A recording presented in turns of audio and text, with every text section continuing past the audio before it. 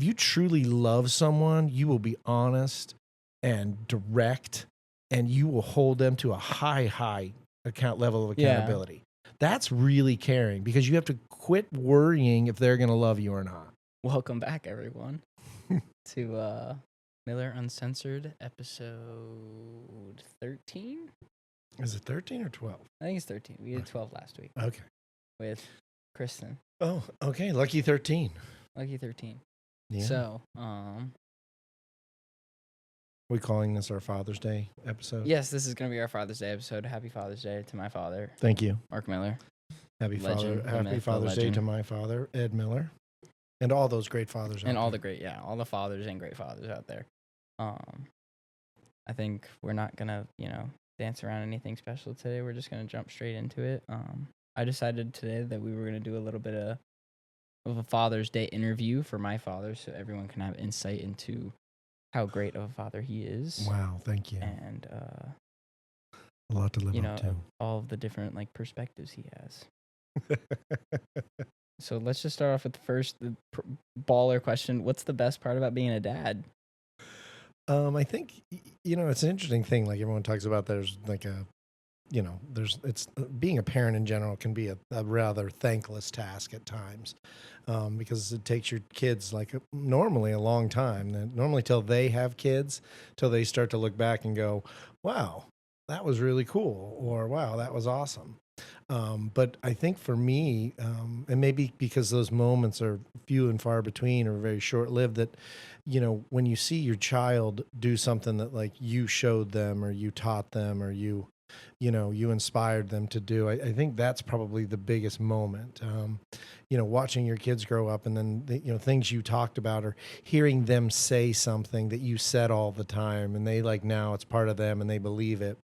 Or they live by it, or that's kind of how they carry themselves. I think that's the biggest thing, is watching them develop, and hopefully some of the stuff that you do as a father translates to them, and they believe in it, and it becomes part of them, and that's how they live their lives. I mean, as a parent, you're constantly teaching, trying to teach, and trying to do what's right, but there's no real handbook on it. There's a million books, but you kind of got to figure it out as you go, and you use what you were passed down, and either you use what you thought was really good, or you don't do the stuff that you thought that was really bad, whatever the case may be. I was lucky enough to have it be mainly good all the time.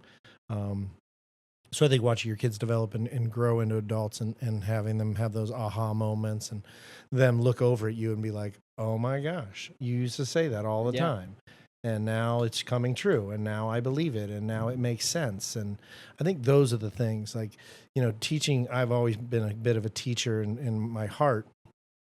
And with parenting, you're teaching. With managing, you're teaching. With relationships, you're still teaching. You're teaching yourself. You're teaching others. You and I had a moment, probably 8 to 10 years ago, that was just a really cool moment, and I'll never forget it. But you were playing basketball, and you were having a hard time finishing at the rim. You'd totally go hard down the hole, fast break, hauling ass, totally flying, and you'd caram the ball off the backboard, and it would go flying, and you could never finish the layup. Yeah. Have a steal, break away, and it would just bounce off, or you miss it or whatever. And I said, well, the problem is you're moving too fast. You're moving so damn fast. You're running so fast. You're so quick. You got good hops. You're doing it, but you're not big enough yet to just slam dunk it. Yeah. But you're moving that fast. So slowing the ball down when you're moving really fast was really hard. So I said, why don't you just stop? Instead of going in for the layup, at a full sprint, just stop and shoot a layup. Because you could shoot millions of layups. The ball go right in. You know where to put it, right off the backboard. Boom, boom, boom, in practice. How can I hit 20 of these in a row in practice, and I can't hit one in the game? I'm just stop. And I'll never forget it. You got a fast break, and it was a getaway, and you literally stopped and shot the layup, and it went in. And I was sitting in the stands. I remember you looking over at me being I did it. That shit worked. Holy shit, you were right. Dad was right. I told him to do something, or he told me to do something. I did it, and it worked. Holy shit. And I think those are the moments for the child to go, oh, well, maybe all the stuff he says isn't just total bullshit. Maybe I should listen once in a while. Yeah. And I think that to me is those are the real big payoffs when it comes to being a father, is that watching your kids develop and watching them do really cool stuff. And and I think another one of them would be when I meet people that you guys like hang out with, like your like parents of your friends, or just people, acquaintances, and or people meet you guys and then realize, oh my God, you're Mark Miller's kids. And then they come back and they talk to me and they're like, oh my God, your kids are amazing. Like, they're so respectful. They're so like kind. They're so nice. They get it. They're so intelligent. And, they have all these accolades for you guys. And I'm just thinking like, they suck, man. Bullshit. They're a total pain in the ass. Yeah. You know what I mean? Yeah. But like, I've always said, that let me have like your worst days as your parent. You know what I mean? Let me see the worst. Like, if you're out there with people you don't know, or friends of friends, or parents of friends, and all this, and you're bringing your A game. So basically, you've learned what being a really good person is. You've learned what being respectful is. You learn what having the right attitude and, being kind and generous and good to people, the people around you, and respectful.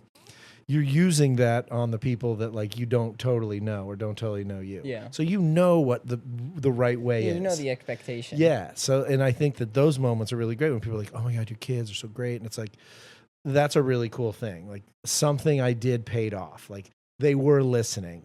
They might be a pain in the ass to me because I'm their dad and I got to take their bullshit. Yeah. But you've learned what's right and wrong. You've learned what's good and bad, and you're living that life in front of other people, and that's how people perceive you and look at you, and that's a really cool moment too. I think that those are probably the biggest things. So, teaching and learning and watching you grow and develop, and then seeing you guys exude behavior that's the right behavior. Quite honestly, when we're not around as your parents. And have people like compliment it when they meet me and say, oh my God, your kids are cool. Your kids are so awesome. Or even my friends will be like, oh my God, Marky's so awesome. Or, oh my God, Leo's so cool. Or Maddie's so sweet. And those are probably really great moments because like I'm not around. It's not like I smacked you in the back of the head and I was like, be respectful. Like, you're out there living your lives and you're just being respectful because you know it's right. And that's how you want to be perceived by your friends and your other family members and the adults that you are around. And that's probably a really cool part of being a parent as well. So, impressionism. What do you mean impressionism? Like, oh, impressing. When you yes. impress on them and they go out Yeah. and do what you tell them. And I think that's, I mean, I think that's neat. I had an interesting moment years ago. And it related to you guys as kids, and it related to my management style as a manager of people and working in the restaurant industry and developing and coaching and working with people. And I really started to see a real parallel. And through some mentors and some people that I respected, I really respected how they were as managers, and they were probably a little tougher than me on the people. And I always thought, treat your people really good and be really kind and generous and take care of them. And, they'll respond and give you more than maybe they would have given someone else. And that's no different with your kids. And what I found was I was like backing off on the people that I knew really well. Like, they were my best and brightest staff. And I would back off on disciplining them for stuff that was pissing me off. And I came to the conclusion, I'm like, I just want them to like me. That's why I'm not doing it. I'm not doing it to help them. Yeah. I just want to make sure they still like me and they still think I'm cool. Yeah. And I'm like, I'm not doing them any favors. I'm not doing me any favors because I'm not getting what I want out of them. Yeah. And I'm hurting them. And like, it's like being honest and open and forthright with people is really the best way to be. Looking someone in the eye and being like, you fucking suck. Like, you suck at this. Like, you need to get better or you can't work here. Like holding people to a really high level of accountability and being like, look, I know what you're capable of and this is not it. And you're dicking around. And if you don't want to work here, then don't. But if you want to work here, then get your shit together. And I started to get tougher and I started to just be more direct. And it wasn't about being disrespectful. It wasn't yelling and screaming. It wasn't, being rude to people or calling people out or making them feel bad about themselves. It was just direct, super direct counseling. And what I found was, a lot of that transcends into parenting because you love your kids and you don't want your kids to not like you. You want your kids to love you. You want your kids to, respect you and love you and always think you're great. Well, that's not always possible.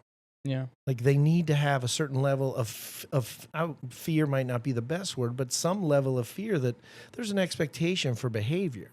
And if you don't live up to it, there's consequences. And like your kids are always going to love you unless you're just the most god awful human being on the planet. I mean, your kids are just going to love you. They are. Even if you're a shitty parent, even if you're a shitty person, normally they still love you. Yeah. They don't like you maybe, but they love you. And so I started to get tougher on you guys and have more consequences and set lines in the sand and just be like, no, that's not okay. Like when you were smacking your sisters around because you were like bigger and stronger, even though they were, Maddie was older, and you would just bum rush through things and like knock them down and like, just not meaning to hurt them, but you would just do certain things. And I remember saying to you, I'm like, dude, if you hurt them and make them cry, I'm going to hurt you and make you cry. That's how this is going to go. So I'm just letting you know, you better get your shit together. And you did pretty quick and you figured it out. And there was some things that you didn't like that happened. And you were like, I don't need any more of that shit. Well, fuck what no. did I belt your ass a couple times? Twice? Yeah. Okay. Twice you got the belt. And I mean, the build up to it and the fear of getting belt was so much worse than the belt. I think I cracked your ass like twice each time. And after the second time, you like hugged me and you were like, I won't ever do that again. I won't ever. I won't. And it's like people were so scared to discipline their kids. So you got cracked on the ass. Big deal. Okay, don't call CPS on me. They're all of age. Also, now, also it's just you had an expectation. Yeah, getting set. cracked. Like you knew. Like in the moment, you're not thinking like this shouldn't happen to me. You're like, I fucked up. Like now I'm just like facing consequences. Like I'm an idiot, but I'm like scared. Yeah. To get the belt. Yeah. But like it's not like I didn't know what was wrong and right. No, you knew. Yeah. And I mean, the second go around, you really knew. Like the minute you did it, you were like, I'm in trouble. I'm gonna get fucked up for this. I'm gonna get fucked up for this. He's gonna get home and he's gonna fuck me up. And mom's gonna tell him about it, and I'm over. I'm done. She couldn't even be in the room, man. She was freaking out. No, she hated it. Yeah, she didn't like it. But it's like I got cracked, I think twice. I think Dad smacked me on the ass twice. And I remember the first time and crying and being upset. And I remember the second time. And I don't remember a third time because it never happened. I learned that the first time you're like, bullshit. No way he's going to do it. And then it actually happens. You freak out. And then you're like, well, it wasn't too bad. But the first time you're not actually thinking about like what you should have done right. Yeah. You're like, that wasn't so bad. Like I lived through it. Like it's more about what happened, more about the discipline than it is about what you actually learned. So I think the second time is when you're like, oh shit, like I fucked up. Like now I know it's coming. And I think after the second time you start to you start to slow down and go. There's a reason. You start to go, wait, this is that moment. Yeah, like if I don't do that, then I don't get I'll be good. Yeah, like I'm going to slow down. You know what? Maddie's pissing me off. Malaya's pissing, whatever. Yeah. I'm just walking away. Like I'm going to go do something else. Like you girls are pissing me off. I think it should be mandatory though for people, if they want to have one kid, they need to have two kids because it creates this like anger between you two for both kids to like kind of grow thick skin and to like learn to just walk away from like the stupidity of it all. Yeah. And I mean, gosh, I'm 54 years old and there's still stupidity that I don't walk away from. You know what I mean? And I had good lessons taught and I know right and wrong. And I know the things that are going to benefit me. I know the things that are going to hurt me, make my life more challenging. And still, it's still, even at my age, hard to always do the right thing. You just do some stupid shit. Yeah. And I think that to me is, I became a better manager. And it was the same with management. And what I really felt like with you kids was, I'm messing you up by not having discipline in your life.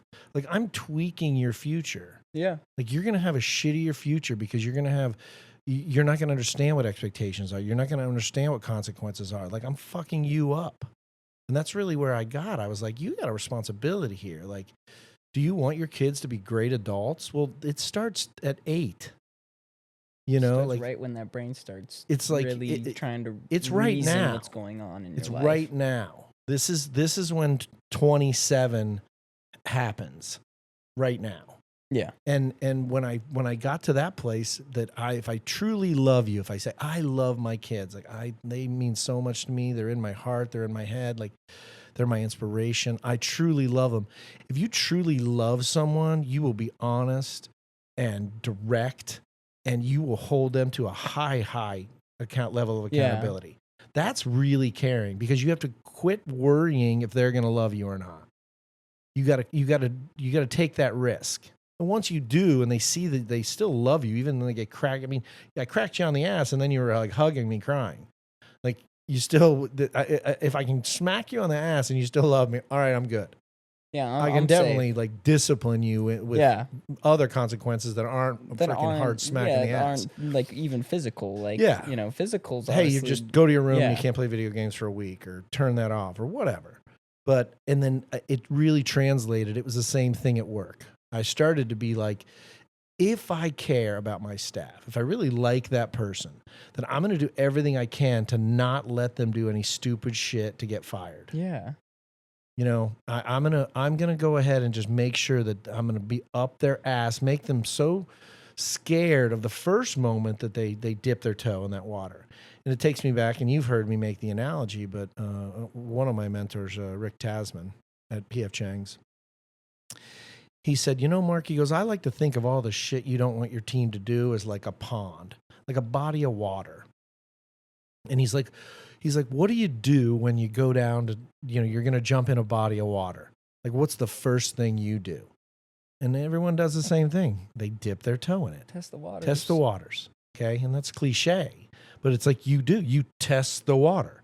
How cold is it? He goes, so as much as this bullshit in your day that you can fit into that pond, that lake, that body of water, get as much as you can. Black and white's easy. The gray is where it's a challenge. He said, so if you can make that body of water, like get everything in there. Everybody knows early, like, fuck, you do that, you're toast. Like you do that, you're done. You're fired. Yeah, I mean, you're fired. You're Unequivocally. gone. You steal a keg and we get caught doing it, you're probably fired. But can you steal food, you steal. Can we go stop on that real quick? Has Yeah. that ever happened? Not a keg. No. People have stolen like a 6-pack of beer. Oh, I mean, that's valid, though. Yeah. But damn. Kid was an idiot. That would be so savage. He was a server. Yo, let me just, hey, boys, what do we need this week? A light lager? Say less. I got you guys covered.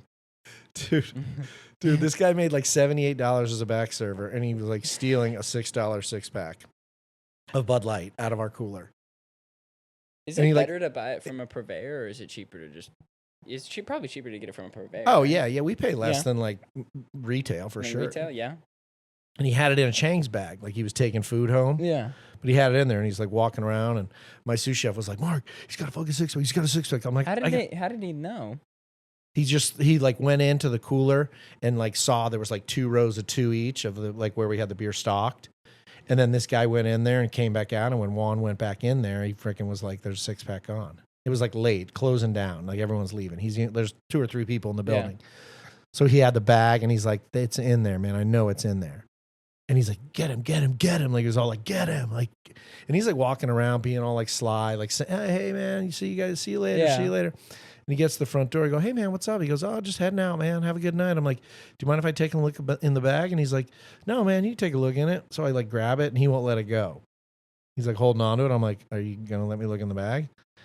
And he's like, yeah. And he like lets go of it, and I take it, and he's like, I think I fucked up. I think I fucked up. And you're like, yeah, I think. And then I'm like, I'll be the judge of that. And I opened up the bag, and I pull out the 6-pack. I go, yeah, you did fuck up. You're fired. Get out. Oh, so sad. So sad. But here's the thing about that is everyone's going to hear about that moment. Be like, ooh, everyone's going to be like, don't do that. It's cut and dry. There it is. You're an idiot. There it is. And so there's nothing to be There's tested. no bullshit. I didn't. People ask me all the time, and they laugh at me. They like make fun of me, my friends, because they're like, how is it firing people? Like, how do you fire people? I'm like, I don't fire anybody. They fire themselves. Like, I don't change the rules midway. You know the rules. You broke them. I said I would do this if you did that. Now I'm doing this. You brought it on. I didn't do shit. I'm just signing the paperwork. Get the fuck out. And That's awesome, Tasman, though. what Tasman That's told awesome, me, That's so baller, though. you know, He almost made it, dude. He almost made it. He's like, yeah. Dude, he was I'm like, heading out. I'll see. Yeah, Mark, have a good night, man. Good later. yeah. I'm like, yeah, can I check that out? I don't remember you ordering any, chicken fried rice. No, or I think chow there was a mein. fried rice in there or something. Like on top. Well, just like in the bag, because it was one of the big PF Chang's bags, not the little ones. Remember, we had the 2 sizes. So it Dude, was I would have gotten extra food and been like, yeah, I'm throwing a little party back at my place. Like, I just, Dude, how about take your $78 over to freaking Circle K and get yourself a 6-pack? You gotta cut it sometimes, right? So that was pretty Especially much, back in that economy, man. The inflation was probably nothing. So damn. No, it was just stupid. He knew he was an idiot. I mean, yeah, you knew he's fucked up. As soon as you're like, He's like, I'm totally fine. I fucked up. Yeah, I fucked up. Yeah, I'll be the judge of that. Yep, you're fired. Fuck out of here. So that was a really good story. Juan is just standing there like, And he's like, yeah, get him. And so Juan Frosto, great sous chef, legendary. And so there it is, just like black and white. And he goes, as soon as more shit you can put in that body of water, the more black and white it is, the more easier it is. And he said the key is, though, he goes, if you really care about your people, it's like when they come down and they like dip their toe in that body of water, which is all the shit you said don't fucking do. They go down there and they dip. He's like, Mark, you have to make that body of water the coldest, darkest, scariest place they've ever been. You ever fuck up like that again? Yeah. Gonna fucking light your shit up. Yeah. Like you got to make it. So then basically what you've now done is scorched earth, motherfucker. Yeah. Totally. And you basically, they dip their toe in, and then you pull them aside immediately and discipline them. And they're so scared of that body of water, they don't come within 15 feet of it. Ever. They're like, I'm good.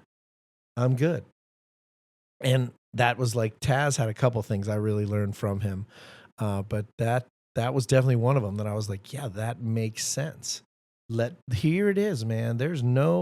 Everyone needs to know who's in charge. Everyone needs to know the expectation. Everyone needs to know what fucking I'm going to get shit canned or maybe not. And if you can eliminate as much of that gray minutia area, you're going to have an easier time managing. You're going to have an easier time parenting. You're going to have an easier time disciplining. All those things are going to be better because of it. And I think that the management, parenting thing really has good crossover because it's just. I was just about to say that. Yeah. Influencing human nature. So your managing actually helped your, being a parent, and also being a parent also helped you with managing people. Yeah. Which is really awesome. Yeah. And it's funny how it crosses over. And when I started being more direct, people were happier. Yeah, I'm sure they were, because it gave them more of a two-way road to go down. Like, this is right and that's wrong. This is the framework. Yeah, like this is it. Like if you stay within the framework, life is great. You're great. Life is great. You get to make your money, get to leave. You can stay as long. I don't even look at you anymore because you're here doing your shit. And consistency. I think the consistency with parenting, it's like I hear parents, I've heard people, I've heard it in our household before. I'm like, don't ever make a threat there's no fucking way you're following through on it. Like, I'm going to throw your Xbox out the door. Fuck no, you're not. No. It's a $500 computer. Yeah, you paid $500 for that. You're not going to be doing nothing. You're not doing that. You'll never do that. You won't have your Xbox for a month. Okay. If you do this. Yeah, okay. That's cool. Ooh, that sounds But like, don't really make bad. threats that you're just never going to do. Don't, because kids are smart. They find the cracks. They find the ins and outs. They find the places that they can push and go into that gray area. So even as a manager, as a parent, it's like, don't make threats you're not willing to follow up on. And if you do say something, if you do say, if, then, well, if happens, you got to go through with then, because you lose all accountability. Yeah. Your kid's like, bullshit, you're not going to do shit, Dad. You say that crap all the time. And it's like, you got to, make sure that you follow through on that, because people know you're full of shit then, and they'll do whatever they want. And nobody wants a pushover, as a manager. Yeah. Because they want to get shit done. For sure. Yeah, that too. You can't let the inmates run the asylum. Yeah. You can't let your kids. All right, that was a pretty good question one. That led us into a lot of different things. I do have more questions though. Okay. Um, well, if there's any, this one's a little vague, but it's also kind of broad. So, but what changed in your life like the moment you became a father? So let's just say like with Maddie, or would you say would fatherhood begin even before Yeah. the birth of your child? Yeah. It did. I mean, I know, I know exactly. Your mother knows exactly. I mean, she was there for it too, so she lived it as well. But I was at home and at our condo in Chandler, and I think basically we tried to get pregnant on the honeymoon. It didn't happen. And then I think literally the very next month, it did. Like we were trying for 1 month, and then the next month it happened. It's pretty good. Yeah. So it was. I don't know if you heard the whole question. What changed, like in your life, the most, or the just my moment whole it happened? mindset. Yeah. And Mom brought home chili cheese dogs from Dairy Queen, and inside it there was a little apron, and it was like, I'm Daddy's favorite or whatever on this little baby apron. She had it in the bag. And she like handed me the bag, and I went over to the table to like sit down and eat it, and I opened it up, and boom, there it was, and we're both crying and hugging and celebrating that she's pregnant with Maddie. And so that day goes on, and whatever, we're just sort of like the whole day looking at each other like, what the fuck, shit just got real. Yeah, like this is real. Yeah, and then we went to bed, and then I remember being awake at like 5:30 a.m., which nowadays I'm awake at that all the time, but not then I wasn't. 8 was early for me, And I remember I just was laying in bed with like my eyes wide open looking at the ceiling. I literally was just like, and Mom wakes up and kind of like pulls back and like looks at me. She's like, "What are you doing?" And I'm like, "Nothing. Just sitting here, just thinking." And so that is the moment that it changed. And I think you start to, you basically are like, things you realize, I realized at that moment, is that it will never be the same. Like it will, even getting married, you believe like, okay, we're together now and I'm responsible for you, you're responsible for me, but you still have this individuality that you're like, well, if, you could survive on your own and I could survive on my own. Like we're still, yes, we're together, but like, you're not necessarily relying on me. You were doing fine before me, and probably you'll do fine if it ever is after me. And it's just so different. And so that was the moment that I really was like, holy shit, like my responsibility for another human being, it just changes you forever. And you can never go back. Like you can't, there's no way you're never going to be as relaxed prior to parenthood. Like you're not as relaxed. If you love your kids, you every day, every night, there's a, man, I hope they're safe. Man, I hope they're okay. Man, every stomach ache and every headache or every little thing, you're like, oh fuck, what is it? We gotta go to the doctor. Like, gotta go to the hospital. Like, what do we gotta do? Like, it just changes everything you do, and you quit living for you as much, and you really start to live for another person that you're responsible for. So the expectations, like as a human being, I think are elevated because you want to be a good role model, and you want to take care of your kids, and you want to provide for them, and you want to make sure that there's security and safety for them. And I think that that's probably the biggest thing. Like you cease to be just living your life. Yeah. You've now living our life and our family's life. And I've got to do some really cool shit to make sure this kid's taken care of. Like I better make some fucking cash. I better make some good decisions. I better freaking fix maybe some of the cracks in my behavior. Yeah, like look good for my kid. Yeah. Yeah, like just, you better tighten it up, buddy. Like, so that probably is the biggest thing. But it hit me like a ton of bricks. I never forget that morning, man. I lay in that condo and I was just like, oh shit. So that was a changing moment for sure. Damn. But awesome too. It's just all one little lump of fucking energy. Yeah, I mean, if you take it seriously, yeah.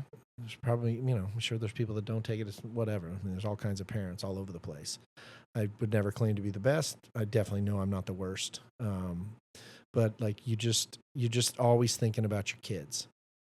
And I still think about you guys. Like I think I've done well with being not like super stressed out on like, where are you? You know what I mean? Like I've always been very much like, okay, you guys are a little older now. Like Yeah. you got to go do your shit. Like, look, if you freaking run into oncoming traffic and you get run over, like that's freaking awful. It's going to break my heart. It's going to ruin me. But like, I can't do anything about that. Yeah. Like I'm done. It's like guardrails now. It's like, unless you guys are fucking up majorly right now, like do your thing. I mean, I give you advice, you know, and you take most of it. Some you don't, but sometimes you just got to figure shit out on your own. You'd be like, yeah, my dad told me not to do that. He told me exactly what would happen. But I didn't listen. I still went out and did it, and I had to see it for myself. Yeah, I had to do it for myself. I had to see it. I couldn't not do it. I didn't believe he was right, or maybe I did, but I just was like, no, I'm still doing this my way. Then you come back and go, fucking, hey, that was stupid. Why didn't I just do it his way? Yeah, like why couldn't I just be satisfied with like the boring answer or just the real answer that I got? I had to go and just I had to push it. Yeah, I had to just go fuck it all up for myself. And I mean, I'm no different. And you know, my dad, you know, being the son of a really intelligent trial and attorney lawyer, had its challenges. I mean, good ones, because I learned quick not to piss my dad off, and I quit telling lies at a real young age, and I just started to be open and honest. And that's when our relationship as like an upcoming man really bloomed. You know, the bullshit little petty lies and stuff, that's what boys do. You know, the direct, yes, Dad, I fucked this up. Can you help me out? How do we get beyond it? Okay, great. Now is this the whole story? That's the whole story. Great, let's figure this out together. Okay. You know, and then that's where we became, you know, father and son. We were always father son, but that's when you became like, starting to become like a man, and your dad looks at you differently, and he can be totally satisfied with your answers because he's like, he doesn't lie to me anymore. So like, if that's what he said he did, then that's what he did. Yeah. You know, and I learned probably, you know, there was some stupidity at like 12 and 13, 14 maybe. Just some bullshit. And he's like, what are you doing? He's like, I already did all the stupid shit you're doing. You know, he's like, I already did it. I've done it. I fucked it up. I lied. I told bullshit stories. I made shit up. I thought I was smarter than my mom or whatever. And, you know, my dad didn't really even grow up with a dad. How the hell he figured it out is totally beyond me. But it's like, you know, you just like, what the fuck are you doing? This is so dumb. Like, did you think you were really going to get that by me? And after like 2 or 3 of those, I was just like, what am I doing? Yeah, what the fuck, man? I can't beat this guy. Yeah, I have no hope. I mean, he would like tell me exactly how shit went down when my lie was still alive. He'd be like, this is kind of how I see it. He'd be like, X, Y, Z, and 1, 2, 3. And that's fucking, there like, that's what fucking went down. And I was like, no. No, what the fuck you no, dad, come on, no, like looking away, not making eye contact. He's just sitting there going, how fucking long is this gonna take for you to fucking own how it? how many more things do I have to, you know, dissect and say? Like, just tell you what's happened without knowing what happened. Yeah. And I think there was the one last time he goes, Mark, don't lie to me. Just don't lie to me. He goes, you want to spend the night somewhere and someone's parents are out of town? Just don't lie to me. He's like, most of the time, I'm going to tell you right now, 90%, probably more, I'm going to let you do whatever you want. And the more you don't lie to me and the more I can trust you, the more shit you get to do. And there must have been, in the next, 12 to 18, 13, 14 to 18, the next 4 to 6 years of life, high school life, there's probably 2 or 3 moments when he was like, no, you're not doing that shit. Or no, you're coming home. You're not spending the night over there. And I'm not kidding.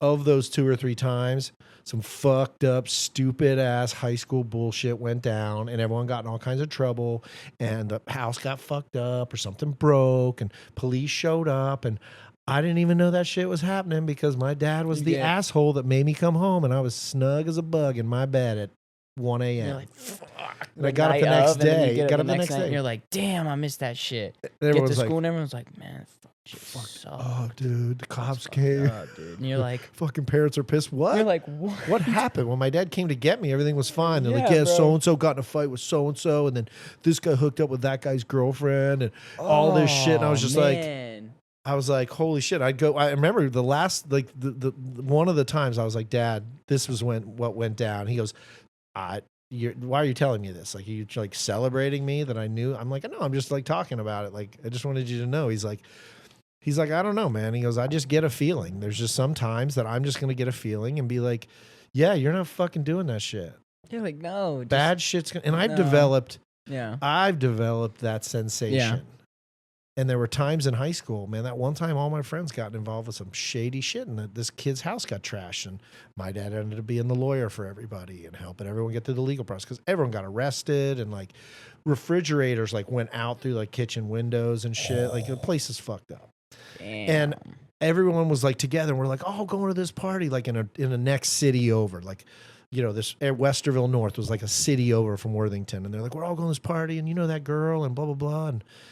And I'm like, I go to my buddy Sherman. I'm like, do you want to go to that party? And he's like, I don't know, man, whatever. Let's go. It sounds fun. Like, let's just go. And I go, well, Shelly Rusk, her parents are out of town. Like, you know, she invited me over. She said you could come. Like, do you want to roll over there? She's got like 2 or 3 of her friends because she wasn't at the party we were at.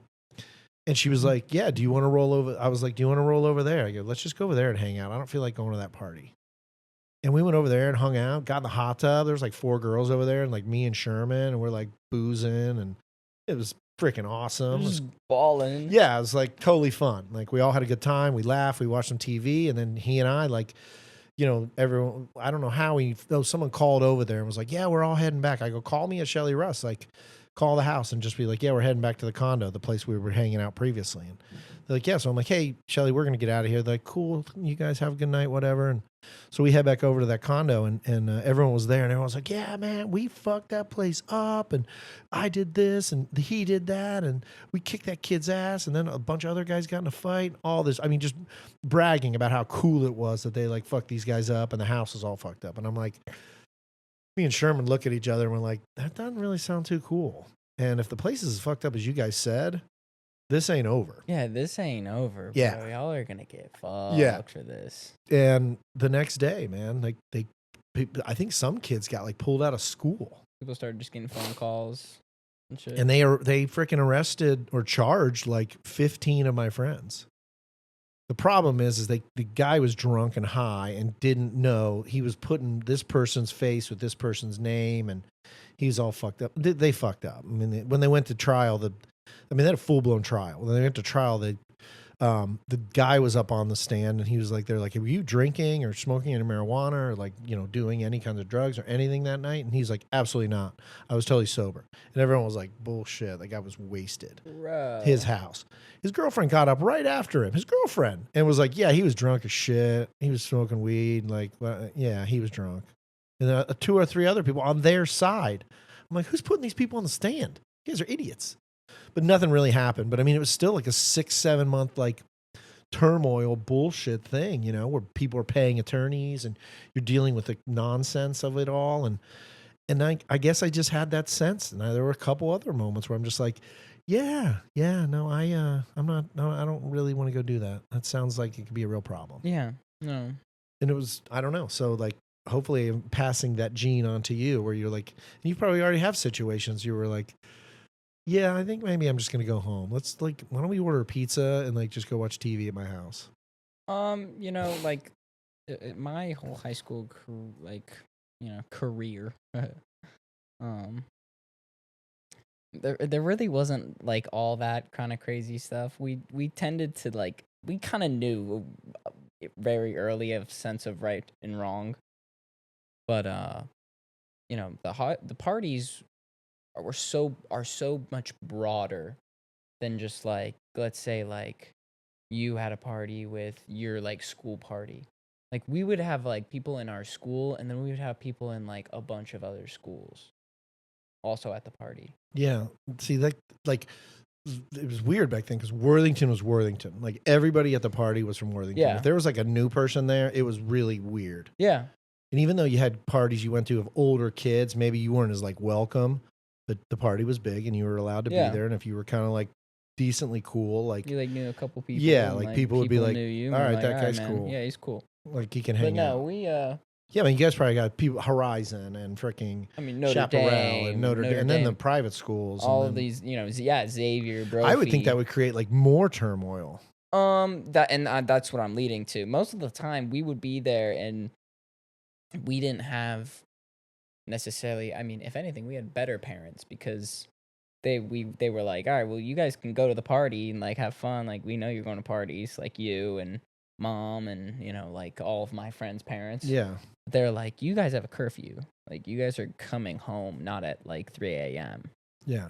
So we would come home at like 12, and it was like, shit like was crazy, but shit wasn't like off the hook Yeah. until like 1, 2, or 3.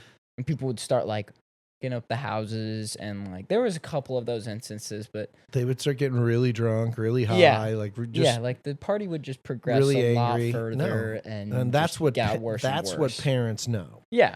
So I think that's kind of where we got more lucky. And also when we did like parties, kind of knew like, there was enough of us to be like, yo, like if you were like wilding out, we would be like, you need to like chill the fuck out. Like you're not drinking anymore. Yeah. There was enough of you like solidarity Yeah, wise to be like that shit's not cool. Yeah. This is my boy's house, and that's not how this is going to go down. Yeah. Also, we had like a concept of like money and like also like consequences. I feel like a lot better than like older generations did, because people just kind of, like you said, like people throwing freaking refrigerators out of windows, like nothing like that happened. Yeah, and don't that know was the anything that extreme. nothing Like that that, happened. everyone knows that. Like Yeah, I don't- all my boys, yeah, like like everyone they- remembers that yeah. because that was like extreme. Normally it'd be like one of my dumbass friends would like be all drunk and like punch a hole in the wall, and you'd be like, okay, what are we gonna do That about almost this? happened at the 2-story rental. You know what I Omar mean? just was playing, just got pissed and was just like, oh, Yeah, and like punched my wall, and I was like, you can't do that. Yeah. Let's chill out. All right. It's pretty awesome, man. I mean, I was never like that. Like, I don't get that way, like buzzed up or not. No, even in no, high school, no, I just no. am like, yeah, man, let's chill. Like, I don't want any stress. Yeah, I like don't, let's just hang out. Yeah, like I don't need- yeah. don't get sideways. I don't need a bunch of girls crying, freaking out about their boyfriends, all sobbing and shit. I don't need dudes getting all aggro, pissed off at each other. Like, I distanced myself from a lot of that shit because I was like, no, I don't want to be around you. You get fucking drunk. I mean, and you become another person, and you like want to fight everybody. I go, that's not fun. That's not fun for me. All right. Yes, I had a few of those friends. I'm gonna pull back to the father questions. Okay. What's the most like chaotic moment you remember with me while raising me? We got a good one, an aha moment. Yeah. I'm gonna stop with the layup up. I think when mom and I were split up, it was more challenging. You know what I mean? Like it was more difficult to coach you, and for her and I to be on the same page, because we weren't on the same page with some stuff. We just weren't. So it was hard to like, I'm parenting you one way, and then you're getting parented necessarily another way. Yeah. So that was a bit of a challenge, just because you're not that fortified. Yeah. Two So at that people. point, yeah, deal. it's like two different opinions rather than just like one. Yeah, and normally when we would come discipline down as like you, a final decision. yeah, it was we discipline you, and normally we'd get to a place, and I would be like, "Look, this is what I see we should do," and she'd be like, "Well, this is what I think, but I'll defer to you." Like, yes, I think you're probably right. Like, let's go that path. We didn't have that rapport anymore, so that was more challenging. The whole like, okay, is he smoking weed? And I'm like, I know you're smoking weed. You know what I mean? Like, I knew. And I was just like, okay, you smoking weed. I go, let's just maintain the same expectations. Let's set the ground rules. Like, this is what I think we should do. And she would be like, well, he's not fucking listening to me. And I'm like, well, that's kind of on you, but like, I'll do my best. And I only said it to you a few times where I would be like, look, you live there. That's where you're living. If she wants to pull your keys to your car just because I'm paying for your car, She has that right to pull the keys. That's where you live. You've got to play better with your mother. Like, you got to do a better job. And we had those talks. Yeah. So that was probably like, those were like the toughest moments, is like, there was part of me that was just like, I don't give a fuck what you do. Like, that's on her time. Like, when you're with me, you're fine. I don't have an issue. Like, we're good. And I'm also a realist. Like, I'm not going to be able to look at you and go, stop smoking weed. Like, there's no way. You're going to want to do that, and you wanted to do it, and you did it for a while, and then you got bored with it, and you're done with it. Not that you might smoke weed down the road, but like, you sort of ran its course. Yeah. And I think that, I think parents try so hard to like stop a progression from happening when it's already happened. Like, by the time I find out you're doing something, you've been doing it a while. So like, trying to stop it is kind of a futile plan. Makes no sense. So I think that but on the other side is like, I think the hardest thing, Marky, is like making decisions, and you're just hoping you're right. Like, how much leash do I give him? Is it too much? Did I give you too much leash? Well, we got through it and you survived. So I can look back and be like, it worked. But I don't sit there and say that my coaching or my knowledge or my ability had influence on it. We got lucky. There's a lot of bad luck in this world. There's a lot of good luck in this world, but parenting, you just get lucky. I mean, all you got to do is hear the crazy stories about things that happen to kids. They were all high, and they were driving, and they were coming down from Sedona, and they crashed on the 17, and everyone's dead, and it's freaking awful. And then you're like, I gave him that would be a moment of, look, I gave him too much. I should have stepped in. And there were a couple of times that you did some things. That one time you came to the restaurant, and I was like, dude, no, like, you can't do that. Like, that shit's dangerous. Like, don't. Like, I'm very flexible. I'm very open. I'm very honest, but no. And you were like, you're right. That was stupid. Like, that's going too far. All right, I'll reel that shit in. Yeah. So like, man, it's like such a progression, like, you just hope that they listen. You love them so much, and you want them to be happy, and you want them to be safe. And, I think it's just all the teachings all along the way, and all those little moments where you were like, oh shit, Dad was right. Oh shit, Dad was there to help me. Oh shit, Dad fixed that. Dad made that better. Dad made that easier. I think that those things are what reinforces then when it gets serious. And it gets serious when you start driving. And it gets serious when you start having a little bit of booze. And it gets serious when you might be smoking a little weed. And it gets serious when you start having sex. And I mean, those are kind of like all at once, like, that's all happening together. Yeah, So there's yeah. like fucking opportunity for bad decision 101. Like, you're just surrounded by pitfalls. Yeah. Like, oh, these people's parents, now you guys are old enough, so now parents can go out of town and like leave their kids, which is great as a parent, because you're like, fuck, I'm finally get some of my freedom back. Yeah. But I got my 16-year-old at the house, And he could have a giant party. And fuck it and all beyond up. that, even like the giant party's one thing, but like, there's going to be girls over. There's going to be drinking. Then there's going to be people that have access to the bedrooms and sex. And there's going to be freaking people driving, probably leaving when they're buzzed up because they got to get home for their curfew, and smoking weed and other drugs are possibilities. So like, you're kind of getting bombarded all at once with like life's major pitfalls. I mean, I look at society today and like, what are life's pitfalls? Okay. One of them is financially is living beyond your means. That's the biggest pitfall financially. Yeah. If you could learn to do that, you're good. Then drugs, alcohol, women. And you could throw in social media in there too now. Yeah. Which contributes to all of them. It's like the stew that creates like more bad decisions. Because let's throw in some booze. Oh, I was drunk last night, and I texted my girl posted online a bunch of stupid shit, and was I like, can't take it away. Yeah. Now my parents know about it. And I think that you got to really work hard, I think, as a parent, to just, you got to just follow your internal compass as to what's right, what's wrong, how far you should go in discipline, how far you should go in flexibility, how far you should go in like being that your child's friend occasionally. It's okay to be their friend sometimes. Inevitably, you have to be their parent, but I mean, being their friend's good too. Like right now, your sisters tell me all kinds of shit. And I'm like, I don't really need to hear that shit. It's like Landman. When Yeah. she's like, I wasn't gonna have sex with him. I was just gonna jerk him off. And he's like, ah. Stop. You think But I want to have that fucked yeah, up I don't need shit that in fucking. my head? I don't need to have that image. But like, and you're both your sisters. You say shit to me, and I'm like, fucking whatever. That's hilarious, But like, daughters are different, and so like they say shit to me sometimes, and I'm like, okay.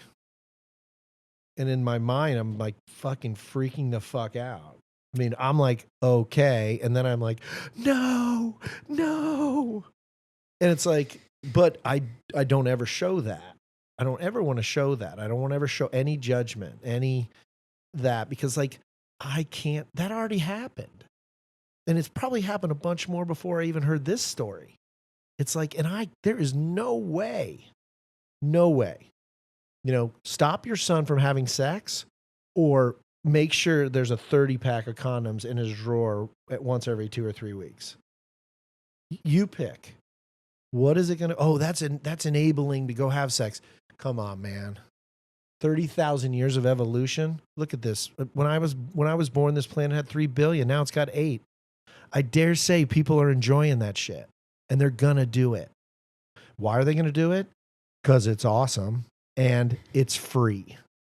It's free. Okay. It's free. It's somewhat so free. It's free. But it's free. If you got a place to do it, you and your partner, you got a place, you can do it all day. No one charges you shit. Yeah. And no one cares. No one cares. Oh, those guys have been fucking at their apartment all day? Fucking good for them. Good for them. That's badass. Yeah. They should be doing that.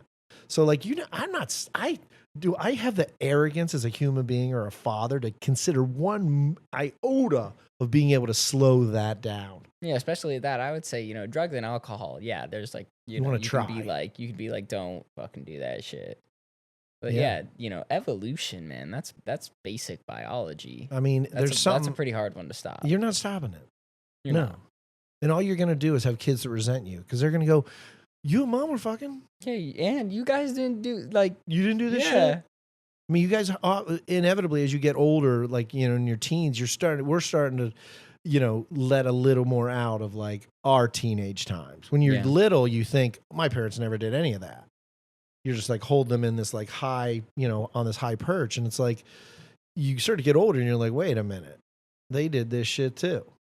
And I think that's where you get the hypocrisy of it. And I think parents, we've seen a lot of the parents that we run around with, that were really strict on their kids. And what happens? They go to school and they lose their fucking minds. They're like, oh, I've been like held down and like I wasn't allowed to do shit. I wasn't allowed to date boys. I didn't get to know any boys. Well, now I'm at freaking. I'm gonna get to know all the boys really well. All the boys, yeah, really well. And maybe I'm spiteful even toward one of my parents or both, or maybe I'm just like I'm free. I'm living in a dorm. There is no one to tell me to go home. Yeah, that's it, man. You're like on your own. So it's like once again building that foundation with your kids, like. I'm not going to stop my kids from having sex. Hopefully they've listened to some of the lessons of like, I need to be safe. Don't be stupid. Don't get a girl pregnant. Don't get a venereal disease. Like wear a condom. Like there's just a lot of things you can do to like have your kid go, I'm going to do that because that makes more sense. I'm still doing that for sure. But I want to do it so I don't have to stress out every month whether my girlfriend's pregnant or not. Like I want nothing to do with that bullshit. Yeah. So I think that's really hard. And I think it comes with a little bit of luck. I think you got to get lucky. And to this point, parenting wise, I've been lucky. I think I've done some good work, but I think, the good work is not all the answer. I think a lot of it's luck. And then you hopefully raise good kids and they listen enough to keep themselves safe. Because I don't really want much for you guys in life other than I want you to be happy and I want you to be safe. Yeah. And live long lives. I honestly don't care. Like I have things I want you to do. There's paths that I've tried to put you on that just didn't work out. You'll never live my dreams.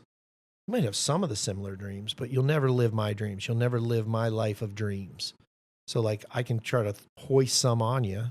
Would I have loved you be like 6'6" and a sick ass quarterback at Pinnacle and go play for Ohio State football? Yeah. Yeah, that would have been totally badass. That would have been totally badass baller. Yeah. That would have been epic. Oh, look, I would like that shit right You know what now. I mean? Yeah, you know what I mean? Like, sure, but like, it's like I got to live my life. You got to live your life. My dad knew that, I bring stuff up to my dad and he'd be like, cool. Yeah, let's try that. You want to do that? Okay. And he would be like, what about this, Mark? What about this? I mean, I just give you guys options. I just throw stuff at you. Hey, what about this? You ever think of this? Maybe. You ever think of that? I don't know, maybe. So I think that, that's also part of the job of the parent is to try to like, one, I think one of the things that we've created for you guys is that there's no ceiling. I think deep down, that there's no ceiling to what you can accomplish. Yeah. We've shown you enough. You've been to enough places. You've lived the highest of the high life. You've gone to, you've seen way more of the country than most people ever do in their lifetimes. And there's so much more to see. But what you have learned is, shit, you just go do it. Just if you want to go to frickin', Wet Beaver Creek, just I don't know where it is. I've never been there, but fucking they say it's up here, and I take a ride. I'm gonna go. And I think that's you talked to revisit some of the things like, well, it's one of the coolest things. I think that's probably another gift that I've given you guys is fuck it. I'm the guy that plans shit. I'm always going to be the one that plans shit. No one else is going to want to do shit. And if I don't do it, we're not going to go. And I think that that's a really cool thing when I see like you and your sisters, like that are just like, fuck it, I'm going to go do this. Yeah. Like that's cool because you have the confidence, you have the character, you have you have a desire for knowledge. You want to see new things and do new things and experience new stuff. And I think that's one of the things that you have learned from me is like, there's a lot of cool shit to go see, and I want to go check it out. And it's not that far away. You Yeah, can it's go not get, as far as you think it's gonna be. It's until funny you because actually start doing it. yeah, because people have asked me like, what would you, people ask these like vague, stupid questions like, what would you do for the world if you could do it? And I think for me, if I could give anyone on this planet or anything in the world something, I would be like education. Like, and not just, I don't mean like math skills. I mean like education to know that there's another world outside of their little bubble. There are beautiful places. There's safe neighborhoods. There's good human beings. There's places that don't have racism and sexism and all that. Like there's a lot of good people out there and a lot of cool stuff, and you can go do it. Because I think people just don't have that much introduced to them to say, oh, I could do that. Because you hear people say, I could never do that. I could never be an airline pilot. I could never do that. I could never have $1 billion. When, yeah, you could. Anyone could. What are you willing to sacrifice to get it? But like, that is another part of teaching your children is like, the sky is the limit. And quite honestly, I've done my best, no matter what it costs or the challenges that were faced in front of it, to give you guys as much of that as possible. So like, there's nothing hindering your futures. Like, oh, you want to go to college? Great. I'll do everything I can to make that happen. You want to go do this? I'll do everything I can to make that happen. Any of those things.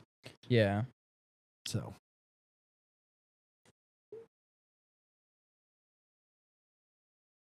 You have any others? I do. I have quite a bit more. I didn't expect that we would we're actually like really getting into these topics, which is like really nice. We were talking about other parenting and what people should do and stuff like that. What's the weirdest or funniest advice you've ever gotten like about parenting from someone else? That might be a hard topic to think of off the top of your head. Well, I think that it is that is. I mean, parents don't normally share too much with each other unless they're being asked, because they think they're right. Yeah. They think their scenario is right. But one of the things that I've learned is I've seen there's a lot of parents out there that are really like childish. And they're they don't trust and respect that their kids are intelligent people and like know right and wrong, and they want to overmanage or overparent the situation. I think that that's what I've seen. I mean, I've seen it in management, I've seen it in parenting, and I watch people parent sometimes, and I look at the disdain on the child's face that's being parented or coached at that moment, and I'm like, your whole message is gone. They fucking hate you right now. Like, they're not listening at all. Like, you're trying to make your point and explain to them why and all this, and they just are sitting there going, I fucking hate you. You can just see it in their face. Yeah. And so a lot of my parenting, I mean, I would say a good portion of my parenting has been watching people do things and watching what happens and going, I'm not going to do that shit. Like that didn't work at all. Like the holding of your kids down, that doesn't work. Now when kids are 5 and you say, because I said so, that's good enough. That's enough. When they're 10, because I fucking said so. That's why you're going to go fucking take the garbage out. Yeah. Do it. Yeah. Or it's your ass. Because I said so, it stops working around adolescence. It ends with adolescence. Young teens need a little more meat on the bone. Like, look, I don't want you doing this because I love you and I appreciate you and I trust you, but I don't want you to get hurt. And I've seen people get hurt doing this. And that's why I don't want you to do it. So don't do it. I'm trying to protect you. You don't see it that way, but like, that's what I'm trying to do. Yeah. I want you to be safe. I don't want you to make any mistakes that hinder the rest of your life. That's the danger. Like I said, all that shit's happening at once. So all those pitfalls are hitting you all at once as a teenager. And those are the toughest times, I think. I think you get beyond those times, and now you're an adult, and if your kids are intelligent, they're going to start to look at like what you've done and what you've taught them and go, and you're going to start to see your friends do stupid, fucked up shit that didn't have great parents. And you're going to be like, why the fuck would they do that? And you're going to be like, oh, well, that dad wasn't around, or he didn't have a mom around all the time, or whatever the case may be. So I've learned probably as much from bad parents about what not to do than what to do. And there's a lot to learn there because you watch it transpire and go, that shit ain't working. Your kid's not listening. Yeah. He's just getting more and more angry about you and hating you. And now he's shutting down, or she's shutting down, and now there's no conversation. And like I said, I hear some crazy shit from my daughters, but I'm like, nope. If they're telling me that shit, there ain't a lot they're not telling me. And that feels good. I'm always going to make sure that they know that they can come and unload their bullshit on me, no matter how, like, I don't want to hear the specifics of it. I feel like a really cool parent that they're willing to communicate and talk to me about some of the stuff that's like scary and uncomfortable for them, whether it's alcohol, drugs, sexuality, whatever. If they're coming to me talking to me about that, then I can feel pretty confident they're going to come talk to me about anything. But I have seen some parents do some fucked up shit, and I'm just like, that shit ain't right, man. You're not going to win. You're going to lose this battle. And so, I've seen more of that than I really care to see. And it turns out the same fucked up way all the time. The kids just go crazy. When they get out on their own, they lose their shit. And they're rebelling. I mean, kids are rebellious. They can be spiteful. They can be bitter and angry and mean. And that can turn on the parent too. So like your behavior as a parent has pushed them in a direction, the exact direction you were trying to shield them from. But like you said, sometimes you got to let people tip their toe in the water and make the mistake of jumping in. Hopefully they can swim, because you're just trying to protect them.